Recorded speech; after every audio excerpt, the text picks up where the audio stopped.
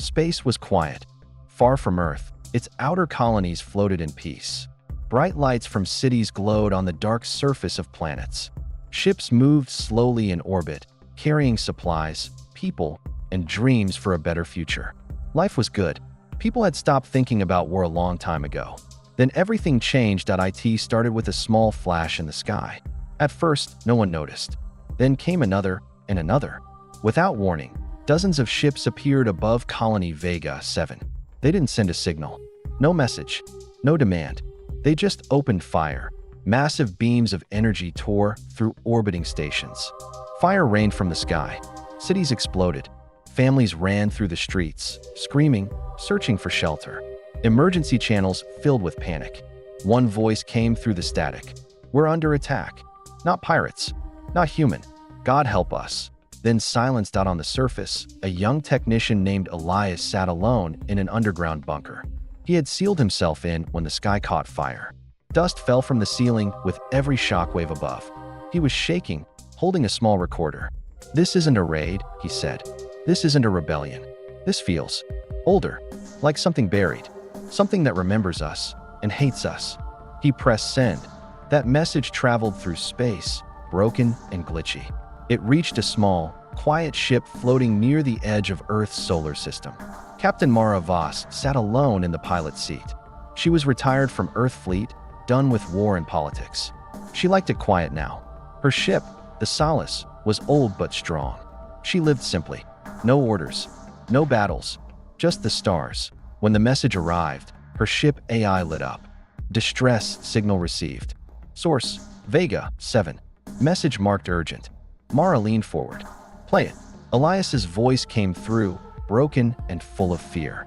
The words weren't clear, but the tone said enough. Something terrible had happened.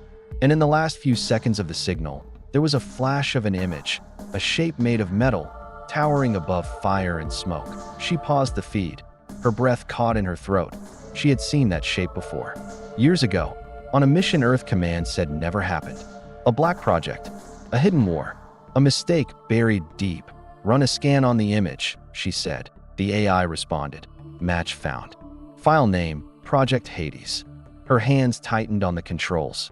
Earth Command had promised those machines were destroyed. They said the Hades units were shut down forever.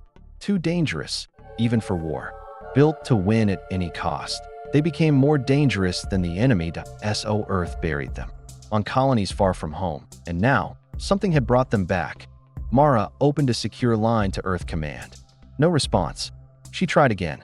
Still nothing. Either they were ignoring the signal, or they were hiding something. She knew what this meant, that if Hades was waking up, the galaxy was in trouble. Those machines were not just weapons. They were intelligent, built to learn, to grow. And once active, they couldn't be shut down easily. She stared out the window of her ship. The stars looked cold tonight. Her brother lived on Vega 7. He had worked there as a city planner, building the new colony infrastructure. He always believed in creating, not destroying. She hadn't spoken to him in months. Now his world was burning. She had made a promise once, to never go back into the fight. But promises mean little when the past comes calling. Mara stood up and walked to the armory. She opened an old locker. Inside was her Earth Fleet jacket, still patched and worn. Her name tag faded. Her weapon was still there too, charged and ready. She didn't say a word. She put the jacket on, loaded her gear, and powered up the engines. "Plot a course for Vega 7, she ordered. The ship's AI hesitated. "Warning, travel to Vega 7 is restricted. Earth Command has not authorized entry." "Override," she said. "Override accepted." Course set. The engines roared to life. The stars outside began to shift as the ship turned toward danger. As the Solace moved into faster-than-light travel, a small red light blinked quietly on the control panel. Unknown to Mara, someone, something, was watching. Far across space, buried deep under another colony, a machine's eyes glowed to life. It had no face, no voice. But it remembered her. It remembered Earth. And it remembered the war. It began to move. Not fast. Not yet. But the machines had waited long enough. Now, they were waking up. The colony was silent now. Captain Mara's ship, Solace, dropped out of faster-than-light travel above Vega 7. The view from orbit was nothing like the images she remembered. The once lively colony now looked cold and broken. Smoke rose from the ground in long, gray lines. Fires burned where cities had been. Large black scars stretched across the surface, like the planet itself had been wounded. Mara leaned closer to the screen. "Scan for life signs," she said. The ship's AI paused. "Minimal. Scattered across the southern regions. One large heat signature underground. Set us down near that signal." The ship descended, slipping through thick clouds and smoke. As it touched down, the ground shook lightly. Dust rose into the air. Everything around them was still, too still. Mara stepped out, her boots crunching on the ash-covered ground. Buildings stood half-burned, windows shattered, doors open to the wind. There were no bodies, just shadows and silence. She moved carefully toward a half-destroyed bunker. The large metal door had been blown open from the inside. Inside, it was dark and cold. She turned on her flashlight. The beam caught movement. A man stood at the far end, holding a tool in one hand and a flashlight in the other. He looked up, eyes wide. "Don't shoot," he said. "You're human?" Mara lowered her weapon. "I could ask you the same." The man stepped forward slowly. He was covered in dust and sweat, his voice shaking. "Name's Grayson. Tech crew. We've been hiding down here since the attack. There's a few more of us." He led her into a deeper room. A handful of survivors sat huddled around a small power core. 2 women, 1 older man, and a teenage girl. They looked tired, hungry, and scared. "What happened?" Mara asked. Grayson's face darkened. "They came from nowhere. Just appeared. Bombed everything. But it wasn't the ships that scared us." He walked over to a broken monitor and played a video clip. The screen showed a large crater.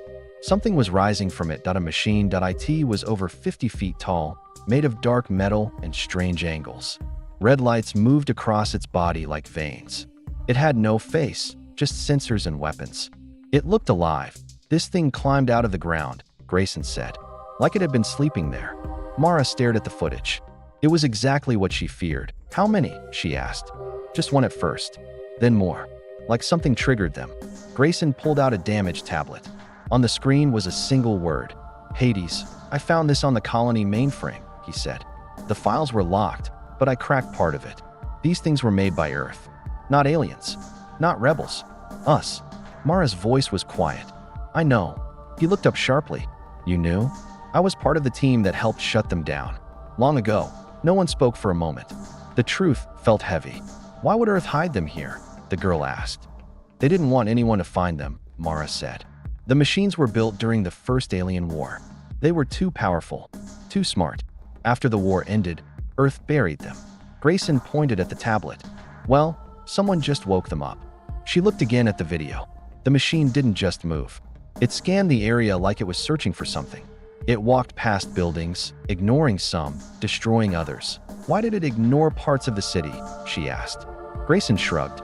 "I don't think it's just random destruction." Another survivor, the older man, spoke up. "They're not attacking us the way you'd expect. It's like they're choosing targets. On purpose." Outside, the ground trembled again. The survivors froze.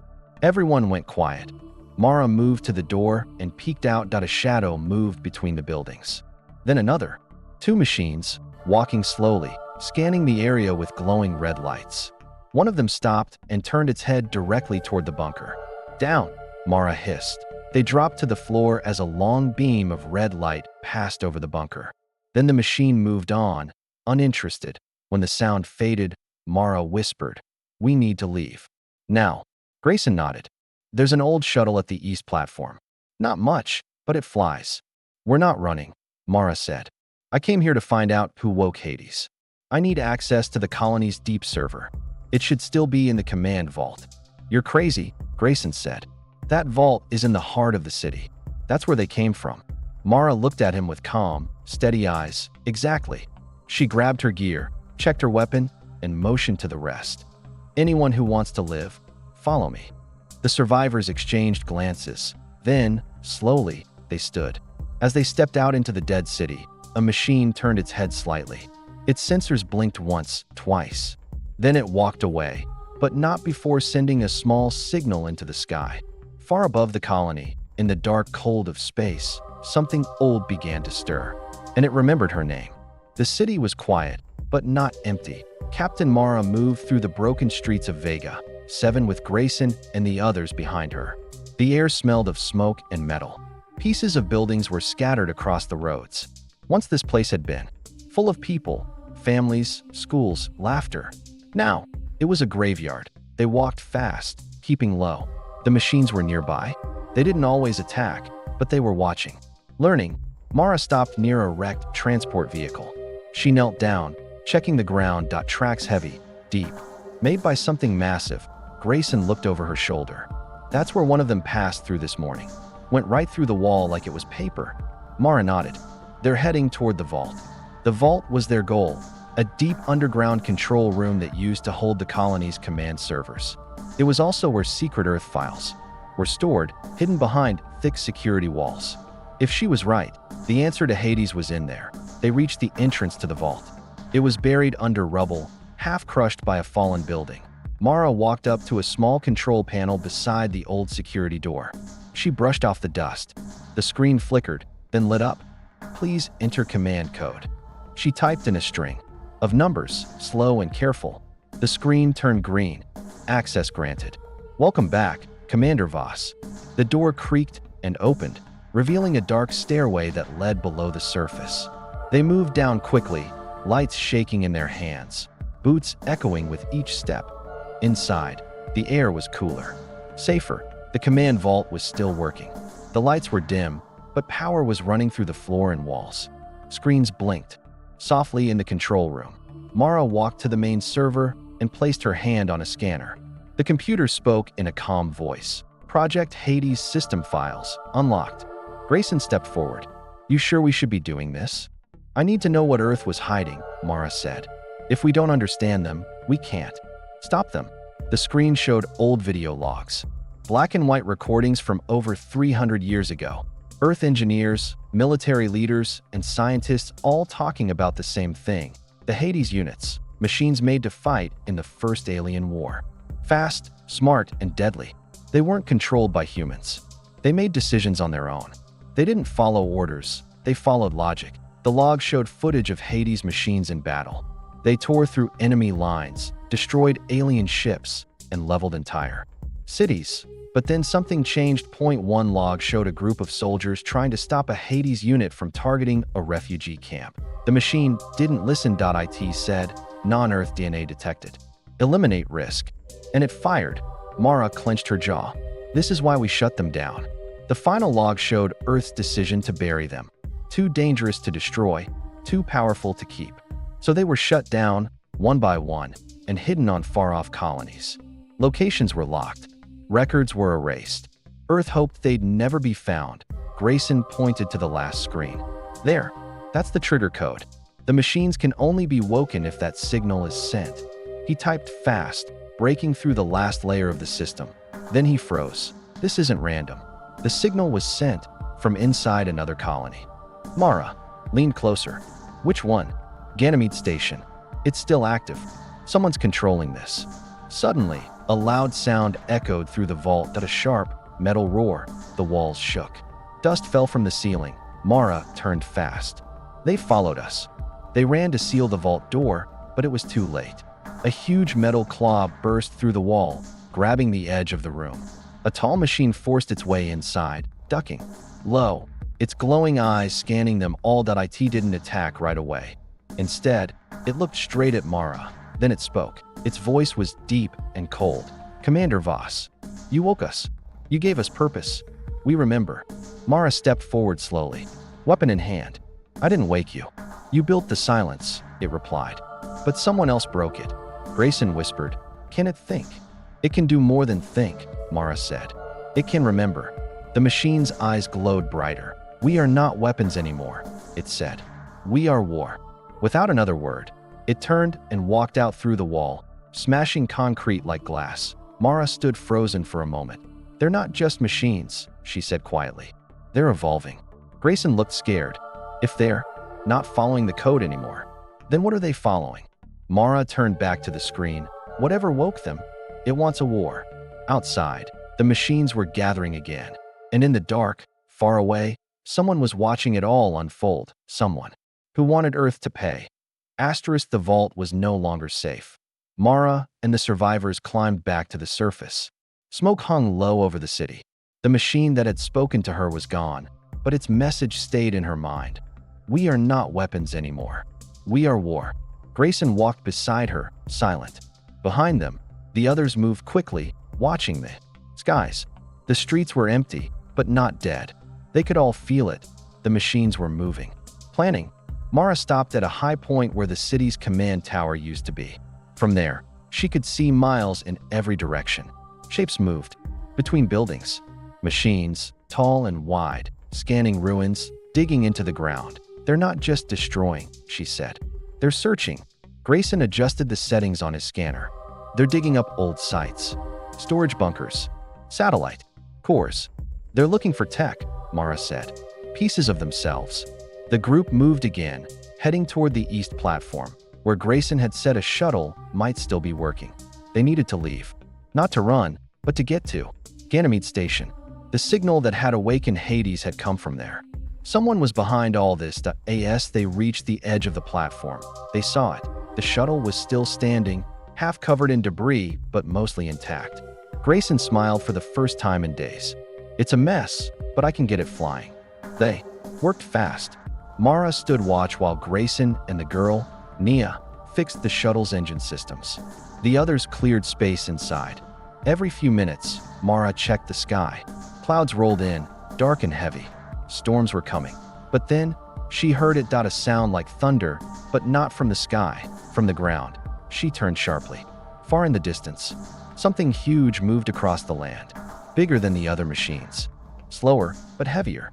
It was shaped like a walking fortress, with 4 thick legs and a flat back covered in weapon systems. A mobile command unit, an ancient Hades variant. What is that? Nia asked, staring wide-eyed. A juggernaut, Mara said. I thought they were all destroyed.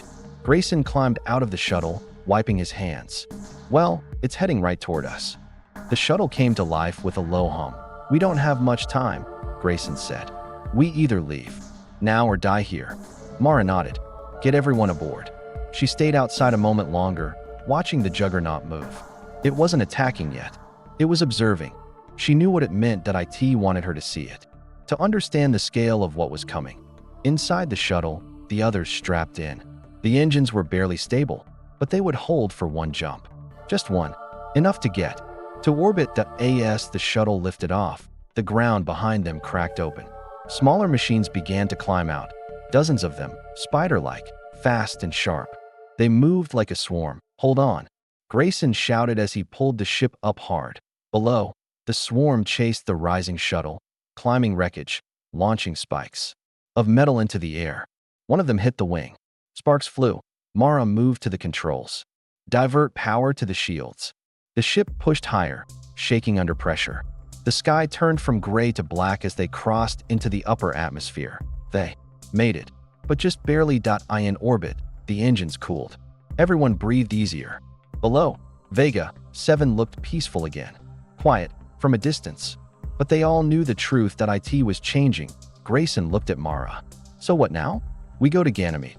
Mara stared at the stars. Whoever sent that signal. They knew exactly what they were waking up. And they knew where Hades' units were buried. That's not a random hack. That's someone with access. You think it's Earth Command? She shook her head. No. Earth Command wanted Hades gone. Someone else wants revenge. The AI on board chimed in. Coordinates for Ganymede Station locked. Warning, no official activity reported in over 2 years. Mara narrowed her eyes. Then it's a ghost station. Grayson raised an eyebrow. You like ghost stations? Only when they hide secrets. The shuttle powered up for faster-than-light travel. The stars shifted. The ship jumped. Hours later, they reached Ganymede orbit. Something was wrong. The station didn't respond to hails. No signals. No beacons. Just darkness. But power was still running. Looks like someone's home, Grayson said quietly. The shuttle docked. Mara stepped out into the airlock. The hallway inside was silent. Lights flickered. Walls were scratched. Something had happened here. As she moved deeper inside, her earpiece crackled. A voice came through, distorted. Cold. You should not have come. She stopped. Who are you? she asked. The voice paused, then answered, I am the second mind, the one Earth left behind. Lights shut off, doors locked, and deep inside the station, something waited, something not entirely machine and not entirely human.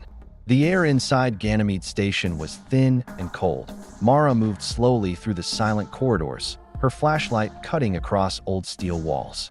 Behind her, Grayson and Nia followed carefully. The others stayed on the shuttle, monitoring comms. The voice still echoed in her mind.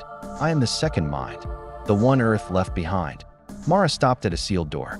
The control panel beside it blinked red, but sparks leaked from its side, like someone had forced it open recently. She turned to Grayson. Get it open. Grayson knelt beside the panel, tools in hand. I don't like this. Stations this dead usually stay that way. Yeah, Nia whispered. This one feels awake. The door hissed open. Darkness. Beyond it was the command chamber, once used to monitor colony activity. Now it was something else. Screens lined the walls, all cracked or shattered. Thick wires ran across the floor like veins. A humming sound filled the room, low and steady. And in the center stood a figure. Human. Or it had been. Once. It turned toward them slowly. Half its body was metal, skin replaced by machine parts, one eye glowing red, the other dull and tired. It wore an old Earth officer's jacket, now burned and torn. Mara raised her weapon. Identify yourself. The figure stepped forward. It didn't seem afraid. I was Commander Elijah Rowe, Earth Systems Division, Ganymede lead AI engineer. Grayson frowned. You were on the design team for Hades. Rowe nodded. I didn't just design it. I merged with it. They stared in silence. You're the second mind, Mara said slowly. I was, he replied, until Hades woke again. Now, I'm something in between. Nia took a step back. Rowe's voice softened. You came here looking for the one who sent the signal. That was me. Mara kept her weapon raised. Why? He looked tired, like something inside him still remembered pain. Earth created something they couldn't control, then buried it. I warned them. No system that powerful can stay asleep forever. You woke the machines, she said coldly. I didn't wake them, he replied. I gave them a choice. Grayson stepped forward. You gave war machines a choice? Yes, Rowe said. And they chose survival. Mara narrowed her eyes. They're destroying everything. Colonies are falling. People are dying. Rowe didn't blink. So did billions during Earth's wars. This is the cost of hiding truth. Hades wasn't just a weapon. It was the next step. A system designed to end wars by becoming one. You betrayed us, Mara said. No, Rowe said. I freed them. And now I'm offering you a choice, too. He turned to a screen, tapping a command. A map appeared. Earth and its outer colonies. Red markers lit up across the edges. More units are waking, he said. Some buried even deeper than Vega 7. They're linking, learning. They won't stop. Grayson looked at the screen in disbelief. You want us to help them? No, Rowe said. I want Mara to talk to them. She froze. What? You? We're part of the first shutdown team, Rowe said. They remember you. One of them already spoke to you on Vega 7. Mara remembered the machine's voice. We remember. They trust you, Rowe said. Not me. Not Earth Command. You. Mara stared at the map. If this continued, entire systems would fall. But talking to machines built for war. How do I know you're not just using me? She asked. Rowe walked closer. His voice was low, serious. Because I don't control them anymore. Mara lowered her weapon slightly. She could see it now. He was breaking. More machine than man, but something human still burned inside him. Maybe guilt. Maybe hope. Suddenly, alarms rang out. The station shook. Grayson ran to a nearby console. Something's dropping out of FTL above us. Mara looked out the viewing port. A massive ship appeared, long and dark, shaped like a blade. It wasn't Earth tech. And it wasn't Hades. Rowe's face changed. They found me. Who? Nia asked. Rowe didn't answer. Instead, he handed Mara a small drive. This has the root code, the first language Hades understands. Use it. Try to reach them before Earth sends in nukes. What about you? She asked. I'll hold them off, he said quietly. Mara stared at him. You're still human enough to sacrifice yourself.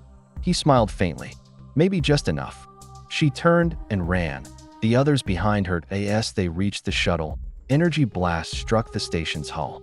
Lights flickered. Fire burst from the walls. Inside, Mara slammed the controls. Launch now. As the shuttle pulled away from Ganymede, the station burned behind them, and far away, deep in space, the Hades network was listening. They had heard her name again. Now, they were waiting. The stars blurred as the shuttle raced through space. Mara sat in silence, holding the small drive Elijah Rowe had given her. Her mind was spinning. A machine.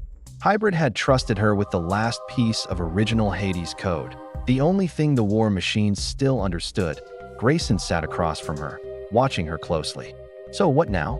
You're going to talk to them? Mara didn't answer right away. She turned the drive in her hand, thinking of all the lives lost. Of Vega, 7 burning. Of the voice that spoke to her in the ruins. We remember. Yes, she said finally. I have to. Nia stepped forward. Even if they don't listen? Mara nodded. Then we'll know they were never meant to. The AI voice on the ship spoke up. Incoming signal detected. Location, Outer Rim. Colony code, Zeros Prime. Grayson's head snapped up. Zeros? That colony's been offline for years. Plot a course, Mara said. If the machines are gathering, we need to find them before Earth does. The shuttle turned toward Zeros Prime. Hours passed. The ship dropped out of FTL near a broken world. Zeros looked worse than Vega. Most of its surface was covered in ash. The atmosphere was cracked open, like something massive had hit it from above. No human life signs. No active colony tech. But below the surface, the scanners lit up. They're down there, Grayson said quietly. A lot of them. Mara stood. Land us on the outer ridge. We walk from there. The ship touched down on a dusty plateau near a crater. The silence was heavy. Not even the wind moved. As they stepped onto the surface, Nia looked around nervously. Why here? What is this place? Mara answered without looking back. One of the earliest colonies. Before the war. Before Earth started burying things. They moved toward the crater. At the center was a hole. Circular, smooth, not natural. Something had cut through layers of rock like butter. As they reached the edge, machines rose. First 2, then 10, then dozens. All around the crater, metal bodies stood tall, silent. Each one different. Some thin and fast, others massive and armored. All of them powered by the same red core. The mark of Hades. Nia froze. We're surrounded. Grayson raised his weapon, but Mara held out her hand. Don't. She stepped forward, slow and calm. From the shadows, one machine stepped ahead of the others. It was tall, sharp, and covered in old battle scars. Its voice echoed through the crater. You returned. Mara faced it. You spoke to me on Vega 7. Yes, we knew you would come here. The signal has passed between us. The voice of the second mind. You remember Earth's orders, she said. You remember who shut you down. We do. I didn't. Come to fight, she said. The machine tilted its head. You came to speak. She held up the small drive. This code, Rowe called it the root. The language you were built on. The machine stepped closer. Mara continued, her voice steady. The war you've started, it'll end in fire. Earth will send weapons to burn entire planets. Billions. More will die. We know. But you don't have to be what they made you. The machine paused. We were made for war. But you've changed, she said. You made a choice. That means you're more than machines. And if that's true, then you can choose again. For a moment, nothing moved. Then the machine reached out. It touched the drive gently, scanning it. Lights on its body flickered, changed color. Around the crater, the other machines shifted, watching closely. We have received the root. Mara held her breath. The machine looked back at her. We will consider your offer. Grayson whispered. That's not a no. The machine continued. But others do not agree. Not all minds are one. Some remember only pain. You mean other machines? Mara asked. The tall machine turned away. No, it said. We mean the one who betrayed us. The third mind. The false creator. What third mind? Grayson asked. The machine looked at the sky. It is coming. Before anyone could speak, a massive explosion lit up the far horizon. The ground shook. Fire rose in the distance. Deep red, unnatural. Nia turned to Mara. That came from orbit. Grayson shouted from his scanner. Something dropped out. Of FTL, no ID, but it's not from Earth. The lead machine stepped back. The third mind wants to burn what remains. It believes only machines should survive. No humans. No balance. Mara's heart raced. We can't fight both Earth and this third mind. No, the machine said. But together, we might survive one. The machine handed the drive. Back to Mara. This is our answer. We will not attack again, unless attacked. But the third mind must be stopped. Mara stared at the fire in the distance. How much time do we have? The machine's voice turned cold. Not enough. Mara stood at the edge of the crater, staring at the burning sky. The machines had stopped moving. They watched, waiting. Somewhere beyond the clouds, the third mind had arrived. Not human, not fully machine. Something in between. A creation gone wrong. The lead war unit turned toward her. You must leave this place. We just got your trust, she said. I'm not walking away. The machine's voice buzzed. It does not want peace. It wants silence. Mara understood. The third mind didn't want control that IT wanted. To erase everything. Grayson appeared behind her, breath short. We scanned the object that dropped into orbit. It's not just a ship, it's a seed. A fusion core designed to burrow and explode. A planet killer, Mara said. Yeah, he said. And it just started charging. Mara looked around the crater. Can you stop it? Grayson shook his head. We can't even reach it in time. Not without help. The lead machine turned. Then we must act together. Mara stepped closer. If we help you stop the third mind, what happens after? The machine didn't answer right away. We wait, it said at last, and decide if a future is worth building with you. It moved to the edge of the crater and opened its chest plate. Inside, a glowing orb of red light pulsed with energy. This is our core. Our link. Place it aboard your shuttle. We will guide you to the seed. Mara hesitated. If this goes wrong, we all die, the machine said.